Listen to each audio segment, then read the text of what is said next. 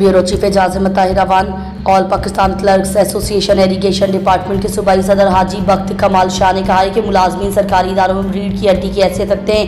लिहाजा बजट में सरकारी मुलाजमीन की तनख्वाहों में 100% इजाफे के साथ दीगर मराहत का ऐलान किया जाए ताकि सरकारी मुलाजमीन में पाई जाने वाली बेचैनी को दूर किया जा सके। बसूरत दीगर हमें कोई फैसला काबिल कबूल ना होगा, क्योंकि सरकारी मुलाजमीन का इस्तेहसाल जुल्म व नाइंसाफ़ी की बदतरीन मिसाल है। इस सिलसिले में सरकारी मुलाजमीन अपने हुकूक के उसूल के लिए 10 जून बरोज़ मंगल पार्लियामेंट हाउस के सामने